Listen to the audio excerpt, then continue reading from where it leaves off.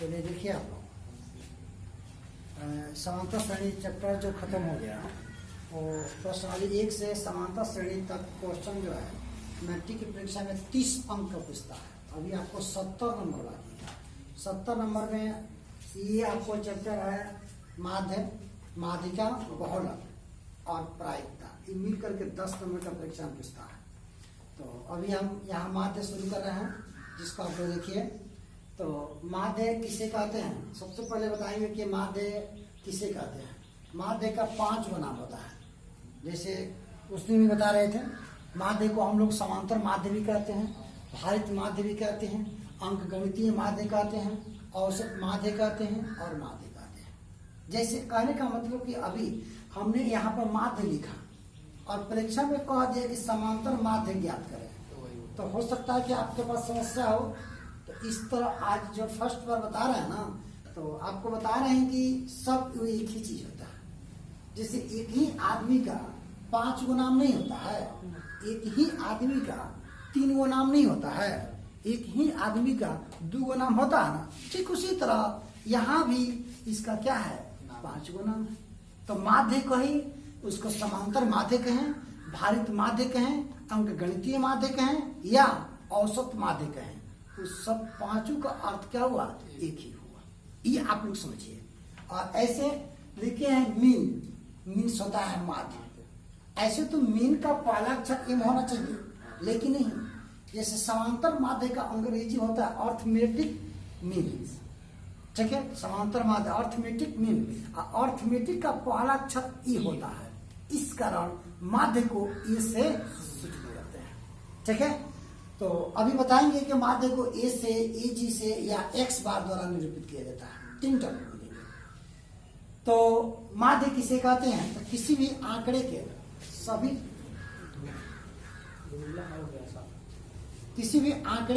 सभी चर मानों का जोगफल और उसकी संख्या से भाग देने पर प्राप्त राशि माध्य कहलाती है। किसी भी आंकड़े के सभी चर मानों का जोगफल और उसकी संख्या से भाग देने पर प्राप्त राशि क्या होती है, माध्य कहलाती है। तो यहाँ थोड़ा सा देखिएगा, किसी आंकड़े के सभी चर मानों का जोगफल तथा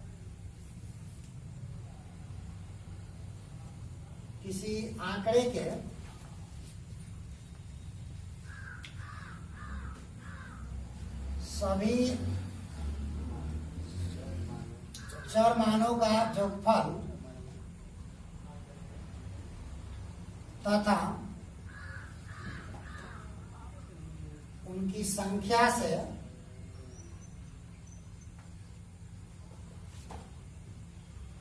भाग देने पर प्राप्त राशि माध्य कहलाती है। देखिए, किसी आंकड़े के सभी चर मानों का जोगफल तथा उनकी संख्या से भाग देने पर प्राप्त राशि क्या होती है, माध्य कहलाती है। माध्य को ए जी या एक्स बार द्वारा निरूपित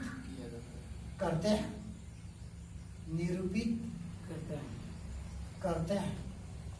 इसका मकसद ये हो गया कि माध्य को ए जी या एक्स बार द्वारा निरूपित करते हैं। तो हम लोग के मैथ में खासकर ज्यादा हम लोग ई का यूज करते हैं। कहीं 1-2 ऑब्जेक्टिव क्वेश्चन मिलेगा, एक्स बार को भी माध्य की जगह पर हम लोग यूज किए हैं। हो सकता है कि जैसे आलोक प्रकाशन है, स्टूडेंट फ्रेंड्स है, अन्य राइटर की किताब है, उसमें सबसे अधिक ई जी का यूज किया जाता है और एक्स बार का यूज किया जाता है, ई का नहीं किया जाता। ठीक है, तो कुछ ऐसे राइटर है जिसमें इस तीनों में किसी एक की प्राथमिकता, किसी में एक्स बार द्वारा माध्य को जहां देखिए वहां एक्स बार लिखा है, माध्य को निकट किया है। हम लोग का जो मैथ पढ़ते हैं उसमें सबसे अधिक देखिएगा आपको ई यूज किया है। अब जब हम लोग तीनों जाने रहेंगे तो किसी भी राइटर की किताब हो, तो किसी भी व्यक्ति की हो, तो हम लोग को कोई दिक्कत होगी। एक्स बार दिया होगा तो हम लोग समझ जाएंगे क्या माध्य है, ए जी दिया होगा तो समझ जाएंगे क्या माध्य है, ये दिया होगा तो समझ जाएंगे क्या है, माध्य है। कहीं दिक्कत नहीं है। इसलिए इसको कहा कि मैंने तीनों बता दिया। ठीक है, तो किसी आंकड़े के सभी चरमानों का जोगफल तथा उनकी संख्या से भाग देने पर प्राप्त राशि माध्य कहलाती है। माध्य को एजी या एक्स बार द्वारा निरूपित करते हैं या सूचित करते हैं। ठीक है, अब यहाँ मेथड है 3। एक प्रत्यक्ष रीति है, एक आपको पद विचलन रीति है, एक लघु रीति है। 3 गो रीति का मतलब मेथड, रीति का मतलब मेथड। 3 गो मेथड है यहाँ पर माध्य निकालने का। तीनों मेथड से एक ही क्वेश्चन को हम लोग तीनों मेथड से ज्ञात करते हैं तो उत्तर उसका उत्तर एक ही आएगा, सेम आएगा। लेकिन हाँ, परीक्षा में कभी कभी कहता है कि प्रत्यक्ष रीति से बनाइए तो उसको हम लोग को पालन करना पड़ेगा। लघु रीति से बनाइए तो उसका हम लोग को पालन करना पड़ेगा। पद विचलन रीति से बनाइए तो उसका हम लोग को पालन करना पड़ेगा। ठीक है, इसलिए मेथड तीनों जानना हम लोग के लिए नेसेसरी है। तो उस तीनों के लिए सूत्र आपको बता रहे हैं, उसको देखिए। यहाँ आपको सबसे पहले लेते हैं प्रत्यक्ष रीति। प्रत्यक्ष रीति, रीति का मतलब मेथड, विधि इसको कहिए, समझिए ना। इसलिए आपको बता दिए प्रत्यक्ष रीति या विधि अर्थात मेथड। इसमें आपको बताएंगे, पहला है ए बराबर सिग्मा एक्स बटा एक्स, और इसका दूसरा मिलेगा ए बराबर सिग्मा एफ एक्स बटा सिग्मा एफ। ये जो तरीका है जो 9th क्लास में आप लोगों ने पढ़े होंगे, सिंपल मेथड, यही प्रत्यक्ष रीति है। तो इसका लिए आपको हम बता रहे हैं जो x है ना, ओनली चर मान दिया रहेगा, ओनली चर मान। तो क्या करेंगे, सभी चर मान को जोड़ देंगे और उसकी संख्या से भाग देंगे जो आपको परिभाषा बताया है ना। तो ये आपको माध्य हो जाएगा। ये इसमें है कि बारंबारता दिया होगा और चर मान दोनों दिया होगा, तो अब इसके लिए ई सूत्र लागू करेंगे। अब ओनली चर मान दिया होगा तो इसके लिए ई सूत्र लागू करेंगे। इस सूत्र को समझाने का एक और तरीका लिख देते हैं, बता देते हैं, जिससे आपको क्लियर हो जाएगा। तो सबसे पहले हम लोग जानेंगे x को क्या कहते हैं, चर मान। x बराबर चर मान और n बराबर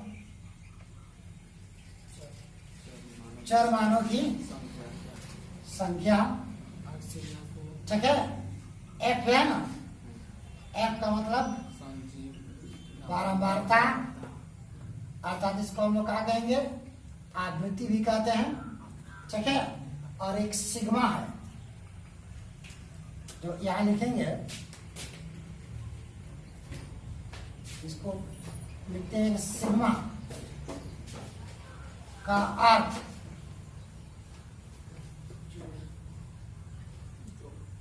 जोगफल होता है। क्लियर, देख रहे हैं, सिग्मा का अर्थ जोगफल होता है।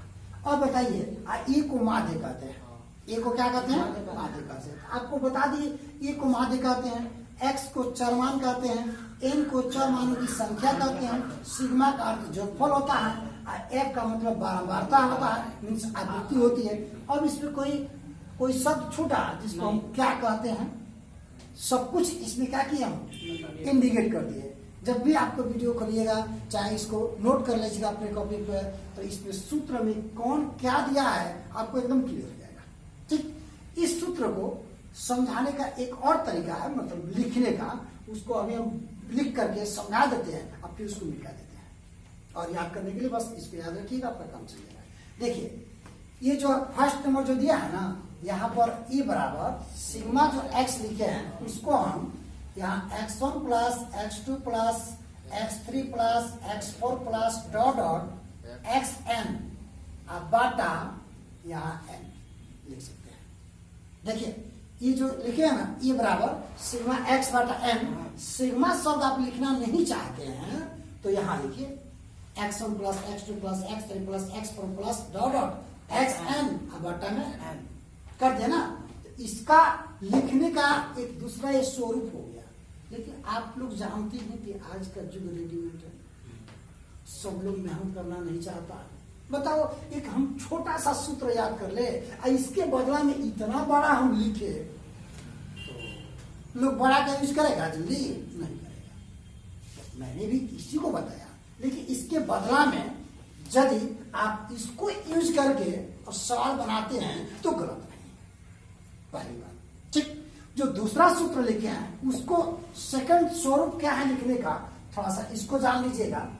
ये बराबर यहां लिखते हैं, सिग्मा शब्द हटा दिए, एफ और एक्स रखेंगे। यहां देखो x1 f1 plus x2 f2 plus x3 f3 plus dot dot xn fn बट्टा में यह हो जाएगा f1 plus f2 plus f3 plus f4 plus dot dot. इच्छा करे तो ये भी डॉट डॉट लिख लीजिए, बस हो गया। देख रहे हैं ना, इसका मतलब ये हो गया x1 f1 plus x2 f2 plus x3 f3 plus dot dot, है ना। f1 plus f2 plus f3 plus dot, मैंने यहाँ 3 तक लिखे हैं। कोई पूछेगा कि सर यहाँ 4 क्यों लिख दिए, है ना। इच्छा करते इसको मिटा दीजिए, क्या फर्क पड़ने वाला है, समझ गए ना। इसमें 4 तक रखिए, इसमें भी 4, इसमें 3, इसमें भी 3, इसमें 4, इसमें 4। आपको स्टेप बढ़ जाएगा तो इसका मतलब थोड़ी है। इसमें क्या है, ये डॉट डॉट आगे लगा दिए ना, इसका मतलब कितना हो सकता है। हो सकता है कि अभी 3 तक हमारा परामर्ता है, हो सकता है कि मेरा परामर्ता 10 हो जाए। तो बताओ परामर्ता जब 10 हो जाए, यहाँ 10 स्टेप में हम जोड़ेंगे, यहाँ भी हम 10 स्टेप में जोड़ेंगे। तो बताओ एक्सपेंशन कर रहा है सूत्र, विस्तार कर रहा है, बनाने में भी थोड़ी सी कठिनाई होगी ना, समय ज्यादा लगेगा, स्पेस भी ज्यादा लगेगा। तो आज जो थोड़ा सा जो चीज है वो लोग एस्टिमेट कर ही नहीं रहा है, तो इतना बड़ा क्यों कहाँ से करेगा। ठीक है, इसलिए इस सूत्र को जल्दी कोई नहीं बताते हैं। ठीक है, तो यही सूत्र है, इस दोनों का एक्सपेंशन आपको बता दिए। यदि आपकी इच्छा करता है तो इस सूत्र के बदला में इसको यूज कीजिए और इस सूत्र के बदले में इसको यूज कीजिए। इसको तोड़ देंगे तो ये मिल जाएगा और इसको तोड़ देंगे तो आपको ये मिल जाएगा। बोलो ठीक है। अच्छा, तो इसको हम क्या देते हैं, समझ रहे हैं ना, जूम में भी आप देख सकते हैं। तो ये अभी हम प्रत्यक्ष रीति को बता रहे थे, अब यहाँ बताएंगे सेकेंड मेथड जिसका नाम है लघु रीति। लघु रीति अर्थात इसको हम क्या लिखेंगे, विधि। लघु रीति अर्थात क्या हो गया, विधि। ध्यान से देखिए, तो यहाँ एक सूत्र आप चलेंगे, यहाँ लिखेंगे ए बराबर S1 A plus sigma D बटा सिग्मा एफ। इसका एक हो गया और दूसरा का हो जाएगा ए बराबर S1 A plus sigma F D बटा सिग्मा एफ। देख रहा है ना। तो मेरे कहने का मतलब यहाँ n रहेगा,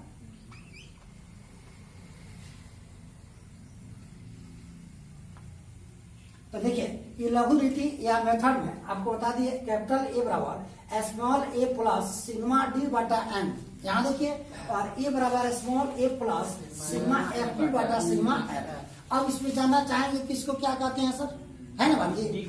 हाँ, यहाँ देखिए स्मॉल ए क्या है, कैपिटल ए तो माध्य है, तो यहाँ स्मॉल ए बराबर लिखते हैं कल्पित माध्य। स्मॉल ए बराबर कल्पित माध्य। अब प्रश्न आता है कि सर कल्पित माध्य मीन्स क्या हुआ, ये भी जानना चाहेंगे। तो इस जब सवाल बनाएंगे ना तो ये कल्पित माध्य का मतलब क्लियर हो जाएगा। कल्पित माध्य कल्पना होता है, कल्पित का मतलब होता है कल्पना। कल्पना का मतलब कि मान लिया कि, सपोज दैट, सुना है ना। कोई कोई व्यक्ति स्वप्न देखता है कि मैंने रात में स्वप्न देख रहा था कि चिड़ियों की भांति मैं भी आकाश में उड़ रहा हूं। बात समझिए, तो क्या ये सच है? क्या मनुष्य चिड़ियों की भांति कभी उड़ सकता है? क्या मनुष्य के पास पंख है? नहीं। उन्हें ड्रीम में स्वप्न देखा, कल्पना कर लीजिए, मान लीजिए हाँ ऐसा होता है। ठीक उसी तरह एक कल्पित माध्य है। तो जब सवाल बनाएंगे ना उसमें एक आएगा एक्स का मान, चर मान। उस चर मान में किसको आप कल्पित माध्य मान लेते हैं वो आपके ऊपर डिपेंड करता है। बात समझिए। ऐसे तो बीच वालों को माना जाता है, बताएंगे क्यों माना जाता है वहां पर जब सवाल बनेगा तो क्यों माना जाता है। तो ऐसे बीच वाले को मानते हैं और ऐसे कोई बाध्यता नहीं है, आप उसमें से कोई एक मान सकते हैं, आप फ्री हैं। लेकिन जिस समस्या के लिए उसको मानना है वो समस्या लगा ही रह जाए तो हमको मानने से फिर बेनिफिट क्या हुआ, नहीं मिलेगा। समझ रहे हैं ना। ठीक, तो ये हो गया कल्पित माध्य। और यहाँ सिग्मा का अर्थ तो आप लोग जानते हैं ना, और एन का भी अर्थ जानते हैं। एन यहाँ पर चार मानों की संख्या। ठीक, डी एक नया शब्द है, तो डी का मतलब आपको बताएंगे पद विचलन। यहां लिखेंगे डी बराबर पद विचलन। ठीक है, और यहां देखिए एफ आप जानते ही हैं, सिग्मा जानते हैं, डी हो ही गया, ई का मतलब हो ही गया। अब तो इसमें कोई नया शब्द नहीं रहा। पद विचलन भी आपको क्लियर हो जाएगा उस वक्त में जब सवाल हम लोग बनाएंगे। ऐसे तो हम लोग साइंस पढ़ाएंगे तो चाहे कुछ टॉपिक पढ़ाते हैं तो उसमें बताते हैं कि पद विचलन एक पथ विचलन होता है।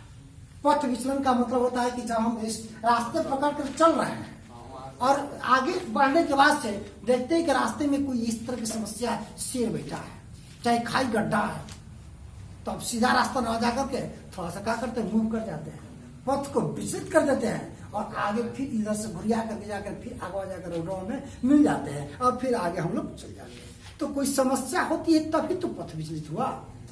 ठीक उसी तरह यहाँ पथ क्या है, पद विचलन है। तो पद विचलन का मतलब जो हम लोग अगला स्टेप लिखेंगे उसमें हम कहाँ विचलित होते हैं उसको हम लोग डी से इंडिकेट करेंगे। ठीक, तो ऐसे सवाल हम लोग आगे बढ़ेंगे तो ये समस्या सवाल जब बनेंगे ना तो क्लियर आ जाएगा आपका। चलो ठीक है, ये प्रत्यक्ष रीति हो गया, लघु रीति हो गया, और एक तीसरा जिसका नाम है पद विचलन। तो यहां लिख देते हैं, दिखाई तो देगा ना। चलो ठीक है, यहां देखिए पद विचलन, पद विचलन रीति, अच्छा इसको क्या लिखिएगा, विधि, है ना।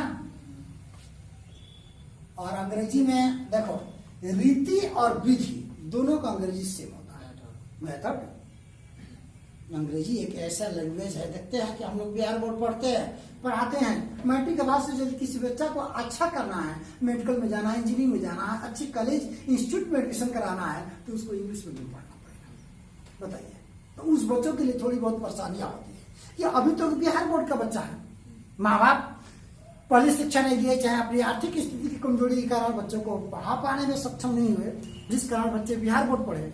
अब बिहार बोर्ड पढ़ने के बाद से बच्चे को भेजते हैं कि मेडिकल करने के लिए, इंजीनियरिंग करने के लिए, तो वहाँ लैंग्वेज का प्रॉब्लम हो, लैंग्वेज का प्रॉब्लम होगा। अब बिहार हिंदी मीडियम पढ़ करके अब हम लोग अंग्रेजी मीडियम पढ़ेंगे तो थोड़ा सा दिक्कत तो होगी। तो उसमें जो तेज तरह विद्यार्थी है बिहार बोर्ड का, एक्टिव है, थोड़ा सा मेहनत करता है, तो 2-3 महीने समय लगता है और 2-3 महीने के बाद से वो क्या करता है तो अपने को मैनेज कर लेता है और इंग्लिश मीडियम पढ़ना का स्टार्ट कर देता है। लेकिन थोड़ा सा फाइट करना पड़ता है, और यही फाइटिंग जो बच्चा नहीं कर पाता ना, बैक आ जाता है घर और कहता है कि मेरे बस की पढ़ाई इस तरह की बात है। लेकिन जो तेज तरार बच्चा है और परिवार की आर्थिक स्थिति को समझता है, गार्जियन की मजबूरी को समझता है, तो सोचता है कि यही मेरा रास्ता है, थोड़ा सा दृढ़ नीचे करके हम मेहनत करें, पढ़ें और पढ़ने के बाद से हम अच्छा करें। बात समझिए, ये चीज आती है। लेकिन तो बिहार बोर्ड से अब इंग्लिश मीडियम में जाने में तो दिक्कत होती है। इंग्लिश मीडियम हालांकि आसान है, शुरू से यदि बच्चा पढ़ा हो ना तो इंग्लिश मीडियम आसान है। जैसे अभी हम बता रहे हैं रीति और विधि, तो रीति और विधि दोनों का अंग्रेजी मेथड, तो अंग्रेजी में तो हम ओनली एक मेथड नहीं पढ़ेंगे, हम 2 शब्द का उच्चारण तो नहीं करेंगे। इसमें साहिज एक हिंदी पढ़ाते थे, वो कहते थे कि कोई पूछा कि क्या हुआ, तो कुत्ता बोखोर लग गया, ठीक है, तब अरे फिर दूसरा अरे क्या हुआ, तो कुत्ता निचोड़ लग गया, कुत्ता का, तो अगला व्यक्ति फिर पूछे क्या हुआ, तो कुत्ता भौंक लग गया, तो ये कुत्ता क्या किया, तो काट लग गया। देखिए भोजपुरी में, हिंदी में, देखिए कोई को लैंग्वेज आ रहा है, इस सबका अर्थ बिट अंग्रेजी में एक शब्द बिट। तो बताओ इंग्लिश मीडियम में जो बच्चा पढ़ता होगा एक शब्द नहीं याद करेगा, और हम लोग भोजपुरी में 4-5 को लैंग्वेज में उसका पढ़ रहे हैं, कहीं ना कहीं अंतर है। लेकिन हम अपने देहात में रहने के कारण, गार्जियन की मजबूरी के कारण, चाहे जो भी समस्या कहिए, जिसके कारण हम लोग इसको अध्ययन करते हैं और आगे जा करके हम जब लैंग्वेज चेंज करते हैं तो उनको दिक्कत होती है। अरे यदि नहीं करते हैं, चेंज नहीं करते हैं, इसी से अपना कंपटीशन का कोई अन्य कंपटीशन का तैयारी करते हैं, इसी से बच्चे बहुत आगे निकल जाते हैं। ये कोई जरूरी है रेलवे का नौकरी करना हो, बैंकिंग करना हो, बहुत तरह के ऐसे विभाग है कोई जरूरी नहीं है इंग्लिश मीडियम। देखिए खासकर मेडिकल इंजीनियरिंग करना हो तो इंग्लिश तो चाहिए, लैंग्वेज प्रॉब्लम, चाहे अच्छा इंस्टीट्यूट कॉलेज में एडमिशन कराना हो तो इंग्लिश तो चाहिए। और यहाँ देखिए बिहार बोर्ड के बच्चे इंग्लिश नहीं पढ़ते हैं, कहते हैं कि इंग्लिश अनिवार्य नहीं है। 5 नंबर आएगा, 0 नंबर भी आएगा तो काम चल, बात तो सही है। 0 नंबर आएगा, 5 नंबर आएगा, काम तो चल जाएगा। लेकिन आगे यदि अच्छा करने के लिए पढ़ाई करना है अच्छे इंस्टीट्यूट से, तो वहां काम नहीं चलेगा ना, वहां इंग्लिश चाहिए। खैर जो हो, देखिए पद विचलन रीति या व्यथन, इसमें आपको बताएंगे ये बराबर होता है S1A plus F into sigma F D dash, अब आता होता है सिग्मा एफ, ठीक है। तो ये होता है डी डैश बराबर x माइनस ए। अब इसमें ये जो डी डैश और इसमें जो पढ़े आप लोग डी, दोनों सेम चीज पद विचलन है, दोनों सेम चीज पद विचलन है, दोनों को हम पद विचलन कहेंगे। लेकिन एक थोड़ा सा दिक्कत ये होगी कि पद विचलन में ही ये वो मान के चलो 2 भाई है, लेकिन जरूर उनमें कोई एक छोटा होगा एक बड़ा होगा ना, यही मान के चलिए बड़ा और छोटा का संबंध है डी और डी डैश में, लेकिन दोनों का अर्थ पद विचलन ही हुआ, ठीक है। एक डी डैश निकालने के लिए यहाँ पे एक सूत्र आता है x माइनस ए, जहाँ ए कल्पित मान है और x चर मान की संख्या, ठीक है। स्मॉल ए अभी भी बताया है कल्पित मान है ना, और एफ डी डैश, एफ जानते हैं और डी माने पद विचलन, एफ का मतलब जानते हैं, सिग्मा का अर्थ भी जानते हैं, एक नया शब्द आपका एल है, तो यहाँ लिख देते हैं जहां एल बराबर वर्ग माप की लंबाई। जैसे मेरे कहने का मकसद ये हो गया, वर्ग अंतराल समझते हैं ना, 10 से 20, 20 से 30, 30 से 40, 40 से 50, उसका जो अंतर है 40 से 50, तो 50 में से 40 घटाएंगे तो 10 आएगा ना, तो वह 10 हो गया वर्ग माप की लंबाई, अर्थात उसको हम कहेंगे वर्ग अंतराल की लंबाई या वर्ग अंतराल का अंतर, नहीं हो जाएगा। तो कोई को अर्थ में हम आपको बता दिए, तो उसका अर्थ एक ही हुआ, एल बराबर वर्ग माप की, ठीक। तो यही आपका बेसिक चीज है।